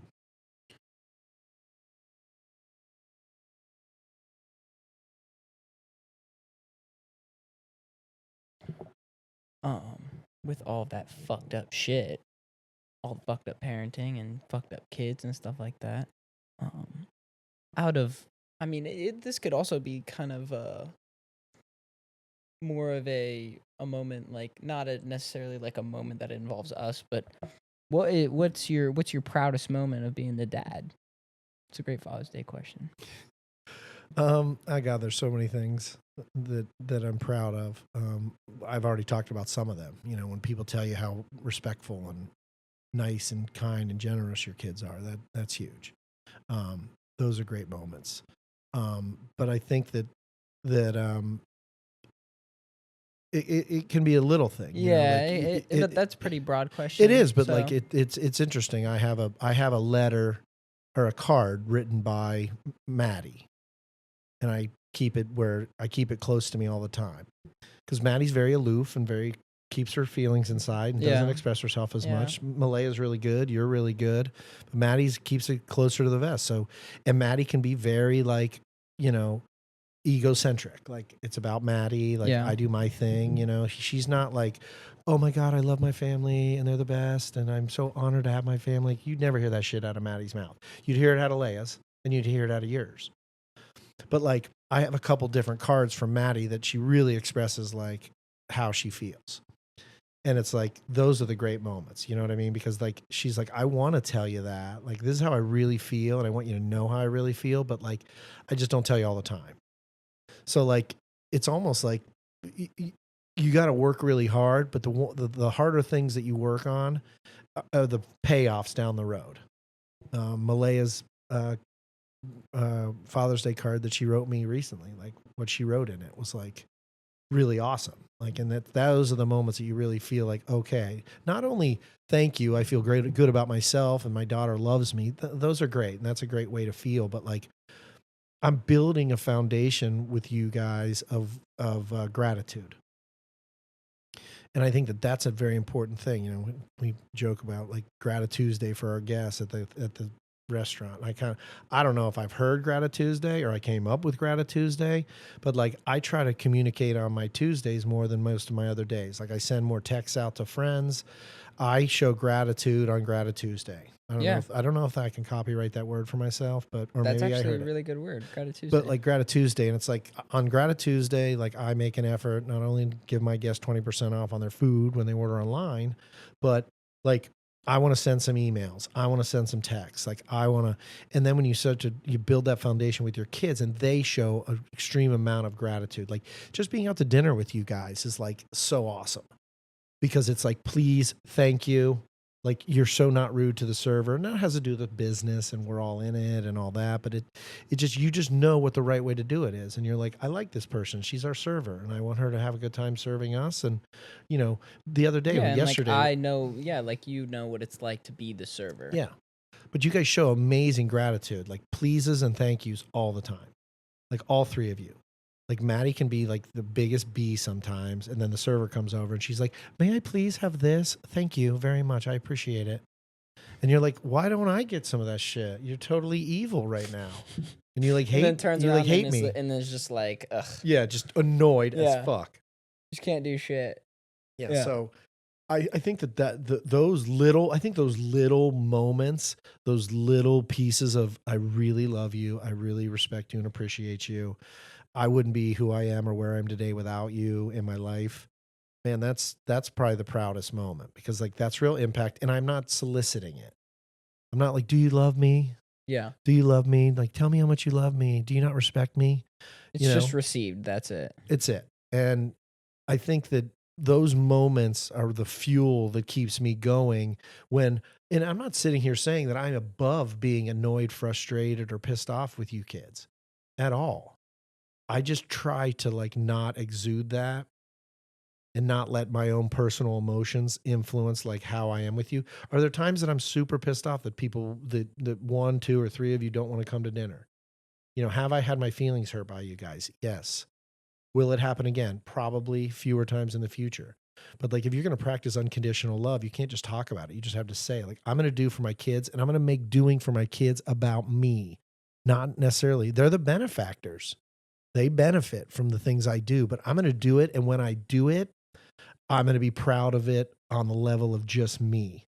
You know, Maddie is going to graduate college here. Well, she already walked, but she's going to finish her schooling and graduate. If I didn't make that happen, it would not have happened. Yeah. Most likely. Yeah. It could have. I'm not saying she couldn't have done it all on her own. It probably wouldn't have, though. You know, like Malaya getting to New York to go to college, that's a big deal. Like, that's like huge, right? Huge. I guarantee you, if I don't push and I don't say, meet me at this time, this date here at the house, we're going to go and get all this done. And, you know, the other day I'm like, make your appointment. We're going to do our appointment. Like, those are the things that's like, I'm going to do this and I'm probably not going to get thanked for it for like 10 years. Yeah. But like, why am I doing it? What are my motives? Am I doing it so I can be dad of the year? And, oh, my dad's so cool. He's doing this, this, and this. Well, that's a little selfish, but whatever. That could be your motivation. Who cares what your motivation is, you know? But like, I'm proud of where Maddie is. I'm proud of where you are. I'm proud of where Malaya is. And I have to feel that I've had a huge amount of influence on that. And it doesn't have to be all day, every day. It just has to be like, what are your dreams? What do you want to do? And I'm letting you know that I'm going to make every concession, do everything humanly possible to make sure you get a shot at living that dream. And I think that those are probably the most proud moments. Being at Maddie's graduation and seeing her in her gown and cap and doing all that and how beautiful she looks, and she's growing up and maturing, and she's happier probably now than she's ever been in the last 15 years, 10 years for sure. And, some of the things financially that I had to do to get her where she is and get her in a better mindset with her friends and the place she lived at, and, who she is as a young woman at ASU, like, I had that influence and I did a lot to make that happen. And those are probably the proudest moments. And those are mine. What she chooses to do with the amazing gift that she's been given, that's up to her. Like, I feel like, the minute she gets her diploma, it's like, I'm like, in a way, like done with that segment of her life. Like, I've set you up, like I have been there. Like, I've gotten you to this point. I got Yeah. you through college. Like, like you're there. And I had something to do with that. Pretty much now is like bonus. Whatever she does with it, I'm just going to be happy. She did the work. She put in the time. She put in the effort. And I'm proud of her for that. But like, I'm proud of me for making it happen, even though it freaking cost me pain and suffering along the way, giving up parts of my life to make it happen. And I don't regret it, at all. No, yeah. But I think Sure. that those are the things. Watching you develop, watching you do what you're doing, watching you solve problems and ask questions and go, well, Dad, what about this? Or what about that? Or you looking at my situation or your mom's situation and kind of figuring out, where do I want to fit into all that? Who do I want to be? And you're at a place now where it's like, you're analyzing so much stuff. Like, I'm not even pushing you in directions anymore. You're sort of like, you're like, wait a minute, what's this? This is fucked up. I need to look into this. Or, wow, I really love my family. So that's going to be like one of my major focuses. Now, is that I know Dad loves his family, so I want to love my family too. Probably part of it. I just love my family, and my family's freaking awesome because I'm around enough people now to know that not all families are awesome. And not all parents are both engaged. And not all parents are both ultra loving and supportive of whatever you want to do. So your level of respect goes up. Well, I've had influence over that. Yeah. You hit all the notes. You know what I mean? So it's like, those are the things that I'm probably most proud of. I mean, you want to see your kids succeed, but normally when your kids succeed, yes, you've had influence over that, but normally it's the work they've done on their own. That's some stuff that they've kind of done. You built the foundation, you gave them the ability to dream and dream big and, give them some advice on some stuff. But like, we're only sitting here having a podcast because you did it. I had an idea. I wanted to do it. Every person you tell you have a podcast, they all say they want to do a podcast, but fucking no one's doing podcasts, even though there's a lot of podcasts out there. But like, overall, no one's doing it. You got the equipment and then you had to return all the damn equipment. We went through 3 rounds of equipment to figure it out. And it's like, we talked about, one of our episodes was pushing through barriers and, giving you that grit. There were probably times during all that. I know there was one time when everything was just going fucking haywire and shitty. And you were probably like, fuck this. I'm not happy. I'm not having fun. I'm just going to send all this shit back. You know what I mean? I'm over it. Yeah. It crept in for a minute. Yeah. No, it did. But it crept in, Yeah. and the ability to go, no, fuck that. You have a million ideas, but like, you're like, okay, that's just one of the other stupid fucking ideas. And that's a dumb one. So that's not it. It's like, I could do 10 different things right now. Okay, fuck it. Send it all back. Why don't we just go get something to eat and freaking relax for a bit and come back and try to figure this shit out? Okay. Yeah, let's do that. Let's go have some fun. Let's go fuck around. Go get a good meal. So it's I feel like I've contributed to that.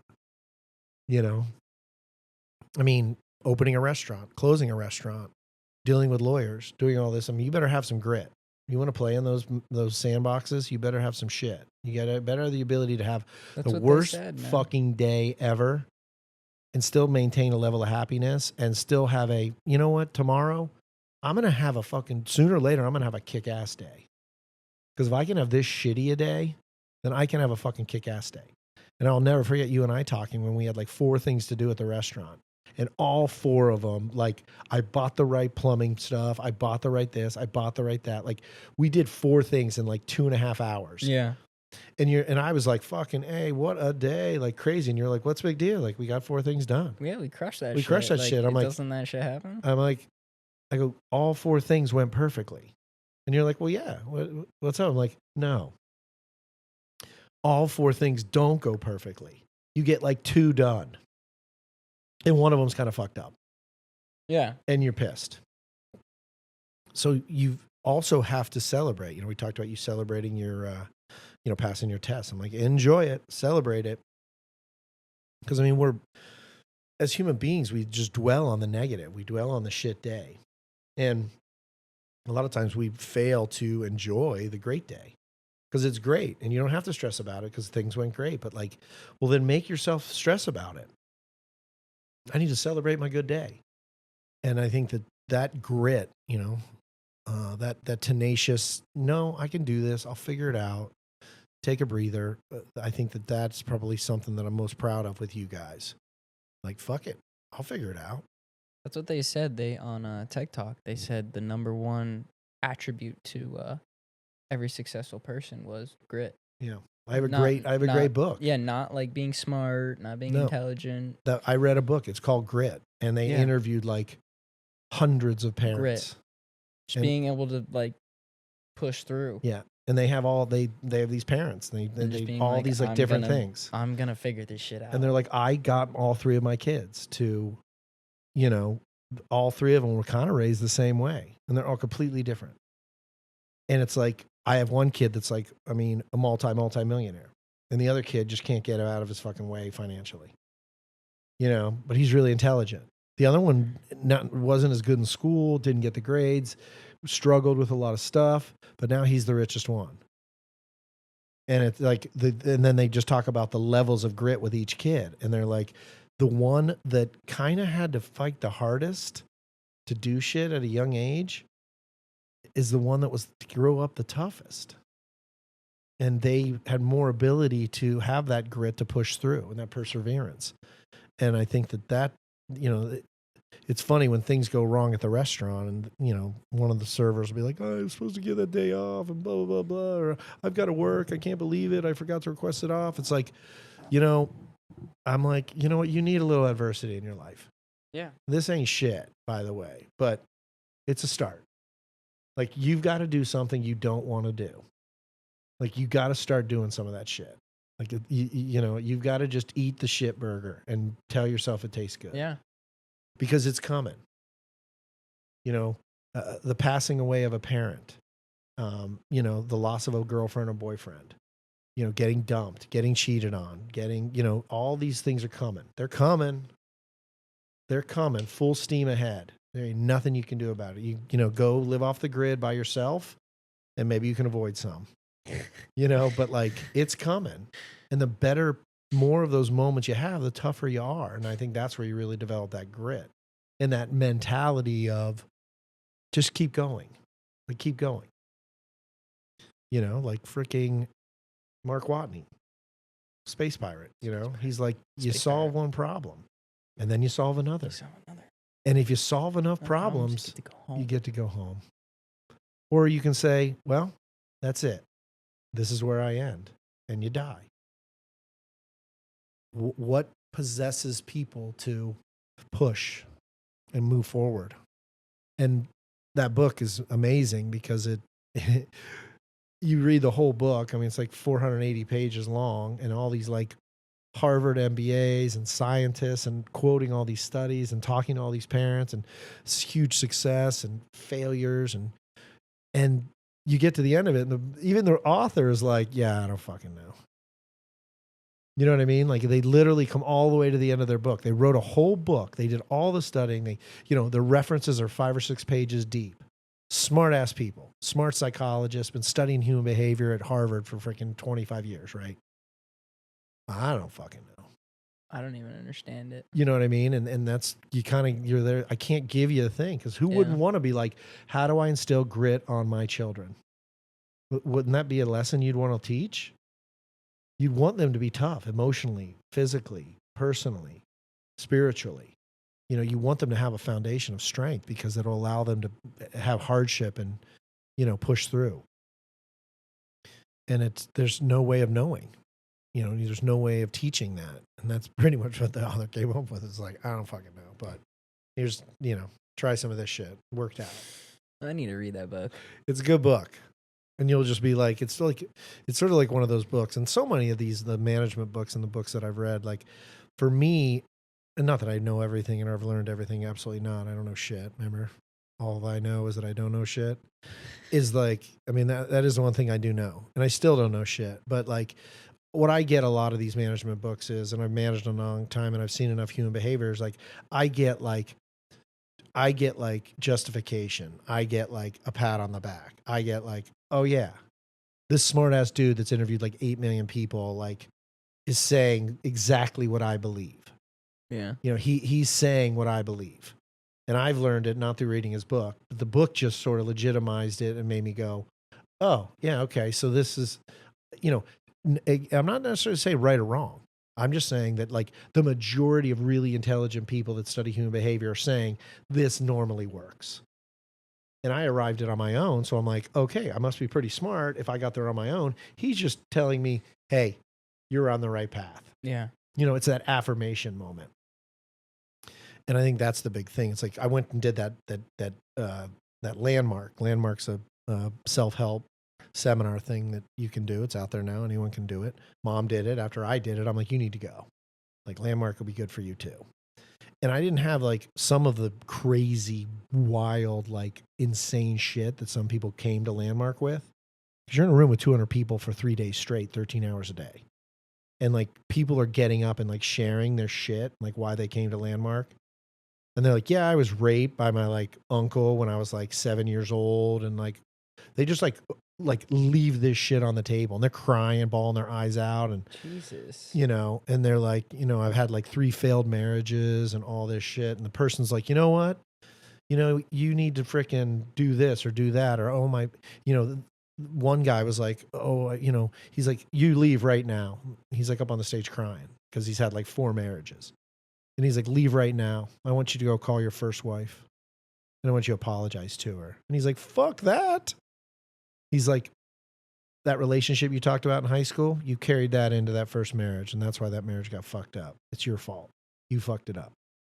He's go call her right now. We're done working together. We'll work some more, but you got to go do that first. And he's like, what the fuck are you talking about? He's like, if you're not going to go do it, then don't come back in. And I'm just sitting there like, holy shit, man, this is crazy. The guy went out and he came back like a half hour later. He goes, yeah, I just got the phone with my ex-wife, my first wife. And she couldn't believe I called her. We haven't talked in like 10 years. And I just apologized. And she's like, oh my God, that is amazing. Like, I hope you're doing good. And people are crying and freaking out. I'm just like, this is crazy. And either I have recessed a lot of like the really bad things that happened to me as a child, or I just didn't have a lot of bad shit happen to me as a child, which is probably the most likely thing. And I was digging deep for stuff like that. But I was more inspired by some of these people that had some fucking hardcore shit. Yeah. Raped as a 7-year-old. Like, how do you rebound? But like, that's what this was like teaching you. And it teaches that perseverance and to be open and honest and quit building stories and doing all this shit. And I think a lot of that has to do with being a good parent and celebrating the good things that happen as a parent. And they're little, I think they're the littlest things of the thing. You hitting that fucking layup that day was just like, and you looking over at me, just smiling like, holy shit, that shit worked. That guy was right. He was right. No fucking way. So, yeah. Yeah. What was something you like, you kind of already talked about it, but what was something that you think your father did right? I think one of the things my father did right was like, he was really proud of like a lot of like the world he created, like not just the house. I mean, we had a sick house, we had a pool, we had a hot tub, and we had the house. Everyone hung at my house. Why wouldn't they? It was sick. And like, I think my father taught me how the level of pride that he got from planting the flowers in the spring. So like when people came over to have like parties at our house and people came by, like our house was just tight. It always looked fat, it always looked sick. And like, he didn't need anyone telling him. Like he would walk around the backyard and like check it out in the spring, like when we were getting the pool open and like the flowers were in bloom and everything was like like ready to go for what was going to be 3 months of raging in the summer. Because we were always having people over, and there's people in our backyard every day. And just his level of pride that he took in like his kids and his wife and his business and his home and like how it all played in together. It's like, I think he was really good at sort of sitting back and like, you couldn't like fuck with my dad. Like you could like talk so much shit to him about whatever. Like he had a belly on him, just like me, just like Ed. It's like the fucking Miller curse. Hopefully you never get it. But like you would talk shit. Like, Dad, you got to lose your fucking belly. You're fat as shit. Like what the fuck? And like fucking rag on him all the time. And like the awesome thing about him, he was just like, fuck you. Like he totally was just like always really good at just being like so, having so much pride in what he did and how he did it and creating, not like, I don't mean just the physical side of our home, but the more humanistic side of like, look what I've built, look what I've created, look what I've invested in, and look at the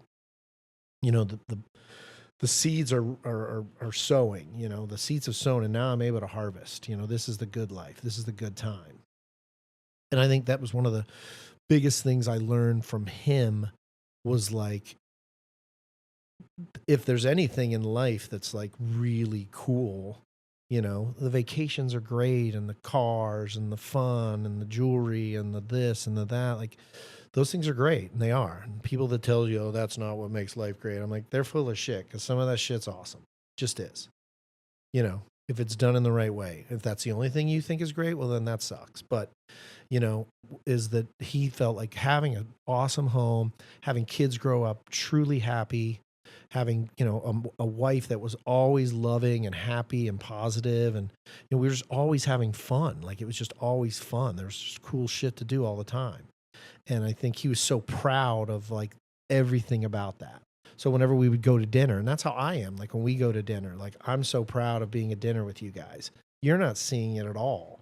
You're just there to fucking crush some crab legs and have fun, but like when we all went out to dinner for my 50th, Ed's 60th, and Nanny's 80th, like that table was fat, right? And it's great that my mom's financially sound enough to go spend $2,000 on a fucking dinner. Okay. No one can do that. Not many people. Okay. But like the fact that we were all there together and everybody was dressed up and everybody was happy and smiling at each other and having fun with each other, like that was the best part of it. That was the really cool part. Not that I just ate a freaking $80 freaking bone-in ribeye. Yeah. I mean, that was nice. It was delicious. Yeah. Fantastic. One of the best meals I've ever, probably maybe the best meal I've ever had.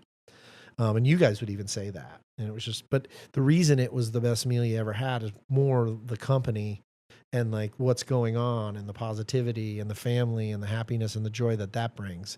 So I think that my dad taught me without even really teaching me it, just seeing the look on his face when his kids did cool shit or had, my dad loved when my sister had her 4th of July party, and it was like a freaking rager, like crazy shit, like college shit. People are freaking losing their minds and freaking Jello shots and margaritas and Goombay smashes and all fucked up in the hot tub. And, he just would always just be sitting over there in the corner, like on the grill while he's grilling, just sort of like looking out over 100 people, like raging in his backyard, and they're all having fun and they all want to know him too. All the guys are like, yo, Mr. Miller, what's up, dude? You are the man, dude. This place is sick. Like, I love your party every year. And he's like, oh, thanks a lot, man. That's really nice.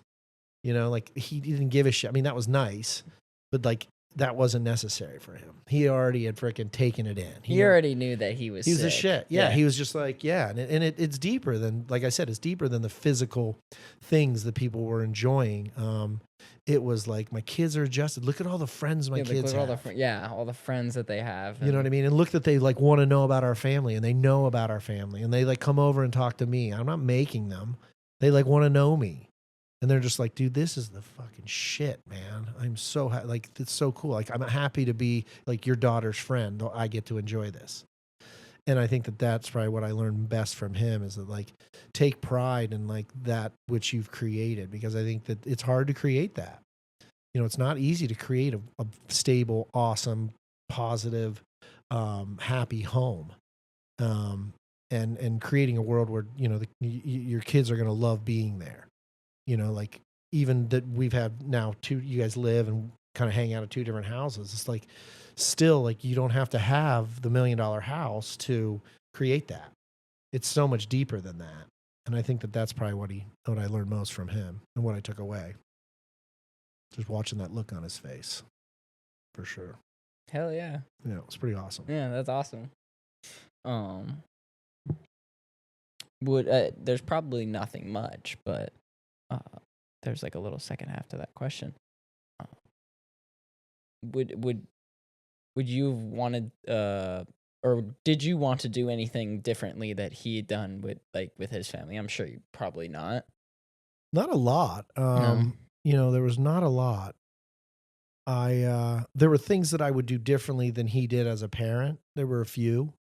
I rode you guys a lot harder on your grades and tried to work with you when I could on, like, you guys being like, I want to get good grades. Like, and as you all got older, you still had that, like, getting decent grades or pretty good grades is like, that's the bare minimum. Yeah. You guys all carried that into your, like, lives. And now it's like Maddie, like, gets like straight A's, like, in college, like, she's a better student than ever. Like, so we built that foundation. And that was one of the things that I'm like, man, I wish my mom and dad would have been a little tougher on me with my grades. They let me get away with shitty grades in high school and college. And I would have probably been like, fuck up again like that. And college is done. But I would never, I don't regret it. I don't think it was like made me a lesser person, but like, if there's anything I look back on my mom and dad, I would have been like, you know what, you guys could have been tougher there. I always worked a lot. I always had a huge sick work ethic, as I still do. But so that was never like, my dad never had to worry about, like, get your fucking ass off the couch. Never got into video games. Like, I got into computers when personal computing became a thing, but like, I never, that was never an issue. So like, Mark working, I mean, I opened my own business. I ran a blacktop company for 3 summers when I was freaking 16 years old, doing invoices, go and do the work, getting paid, open up a bank account, get a checking account, like, pay the bills. So my dad probably never really had to worry, like, what the fuck is he going to do? I guarantee there's a fucking shitload of dads out there right now going, what the fuck is my son doing? Like, so he never had to worry about that. But I think I would have, my grades hurt me. Now my life altered in a manner in which it was phenomenal. So maybe they didn't. But I wanted to go to the University of Boulder. I applied. I didn't have the grades. I worked harder on my SAT and my ACT and retook them. I still don't have the grades, but I had like recommendations from all my teachers, wrote like sick recommendations. And I'm like, okay, now I've reapplied during the new second application time and like done more work and improved my scores by like 15-20% on both those tests. And I wanted to go. I wanted to be on the ski team and I wanted to go on weekends up to freaking Vail and fucking rage and ski and go to Boulder. It's an absolutely beautiful campus. And that was my first pick. And they denied me twice. And my getting shitty grades in college fucking dicked me. In high school. In high school, dicked me over. It stopped me from going because my best friend Jonathan had way better grades. He had like a 3.6 in high school. I had like a 2.7, a 2.8. Not good enough for UC Boulder. Sorry. And it cost me, it cost me. So I think if that would be the only thing that I look at like with my parents, that I would do differently. And I think, or that I wish they would have pushed me more. I wish, well, here's the problem is dad passed early.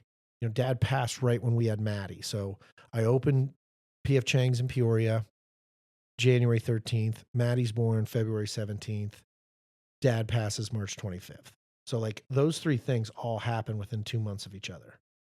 And like, I had my condo, but dad was sick for shit.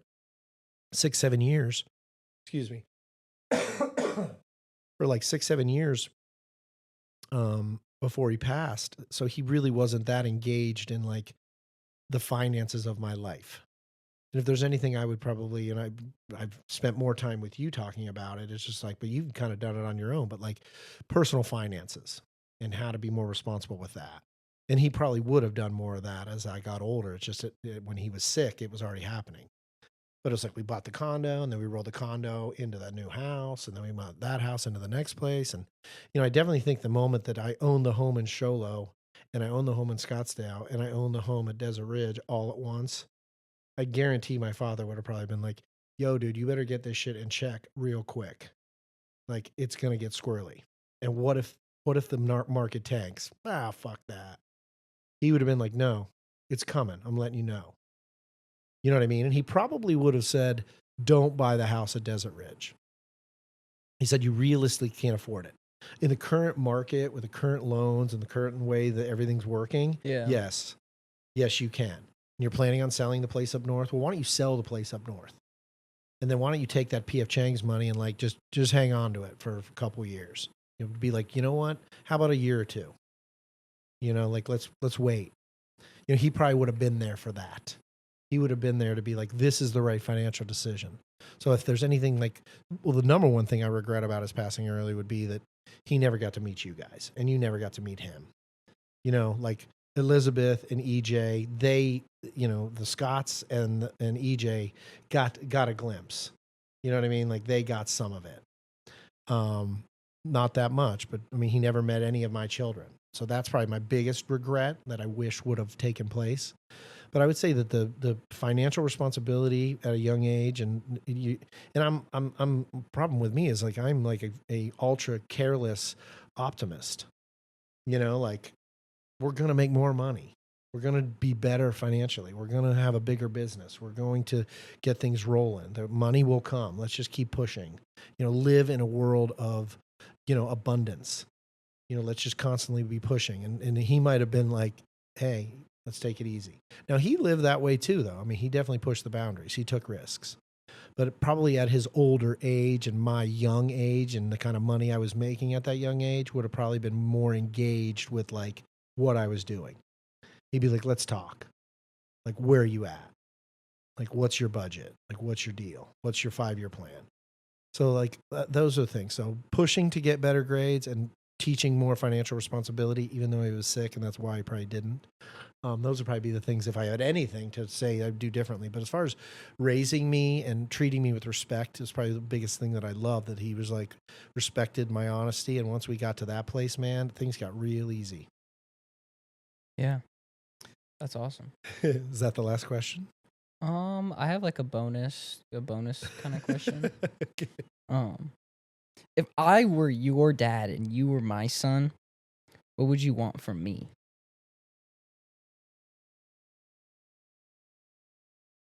It's kind of very, So like you're my dad? yeah, and you're my son. I would probably, I don't know. I mean, it's really hard because I don't Yeah, like, you don't necessarily. I would say for I purposes of this question, okay, for purposes of your inquiry about this question, unfortunately for this question's purpose, we already have a really great relationship. So like, I'm not holding back on you, and you're not holding back on me. Like we don't have anything that we're like, oh, I wish we had a better relationship so we could talk about this. Yeah.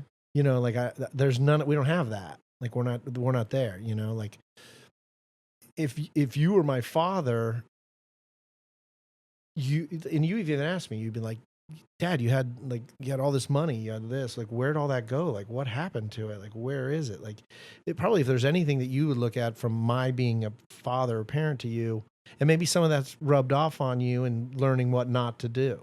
Maybe you're more conservative today because you know that I wasn't very conservative at all. So like, if there's anything that you probably look at me as a father and go, Dad might have not taken as many risks. He'd probably be in a better position today if he didn't take as many risks. But you're also looking at it going, yeah, but our lives were freaking kick ass. Yeah. Yeah. So that's so hard to say. But I don't, if I would just want, I would want me to be pushed even harder by you, but I think we kind of do that. Yeah. All the time. I'm like, what are you doing? All right, you're done with that now. Now what's next? What are you going to do next? Are you doing anything today? Did you get your fucking ass out of bed? Yeah. But you're doing that for me too, though. Like I go do shit, and you're like, "Oh man, that's sick. You did that. Like, what nice work." Like, I think it's kind of like we're pushing each other right now to be better and do more and excel. So it'd be really our relationship right now if you minted our relationship out and gave it to like all the fathers in the world. We're probably in the 0.00000001% We probably are. of relationship and love and passion and support for each other. And so that's a tough question. It really just spotlights Yeah. how awesome our Yeah, relationship no, is. totally. And that's the thing. But I think continuing to push your kids and drive your kids, and it doesn't have to be like an asshole. Like it's just like asking, what are you doing? What are you dreaming about? You know, you've done so much self-actualization with all the stuff you see on the internet, and it's one good thing about the internet. You're not watching just constant stupid memes. You're watching Goggins, and you're watching these financial guys, and you're watching these guys that have gotten rich, and you got these, you know, now you're like opening your own business and you're doing all these things. Like most people don't get there till they have a kid or they have a wife. You know, normally that's like the thing where that, like we talked about that earlier, but like that's normally where that shit kicks in, where you're like, fuck, man, it's not just me now. I better do some shit. You know, I can't just fuck around and live like on a whim anymore. So, I think that constantly pushing, constantly driving, and just, you know, if I love you, if I say I love you, and I do, then I'm going to push you. I'm going to occasionally make you uncomfortable. Yeah. And if you got sideways and quit working at Chula and you weren't doing anything with your business, I would be concerned. I'd be like, what the fuck, dude? Like, what's going on? Like, let's go. You had all these ideas and these dreams. Like, why aren't you following any of them? And normally there's going to be some catalyst inside your personal life that is messing with that. But we talked about the why, like what's your why? And you were like, okay, well, this is my why. I want to freaking be able to provide for my family. I want to be able to take my family on fat vacations and spend more time with them and do more with them and like just live that life of like my family's always around and I always want to be having fun doing cool shit while we're working and doing, and that's part of that cool shit, working and building a business together and working on things together and watching it grow together. Like those are very real things, and I think it's important for anyone of any age. You just kind of come to it at a very young age, is that what is your why? Why are you doing it? And I think so much in life, I think people just go through the motions of like, now I get a good job, now I get a better job, now I get a wife, now I get kids. And it's like, why do you want to have kids? You know, like, do people ever really ask that? Well, I'm supposed to have kids, I'm getting married, I'm going to have some kids. That's what everyone my age is doing. I'm having kids. Well, do you really want kids? It's okay if you don't. Society will tell you it's not. But like, it's okay. You better figure out why you want them, because it's over. Like your life as you know it is over. And so you better have a good why inside those kids. What do you want to see happen with your children? What level of happiness are they going to bring you? Are you going to be able to get the happiness out of them that makes what you're paying into the situation worthwhile? Yeah. And not have a resentful attitude about that.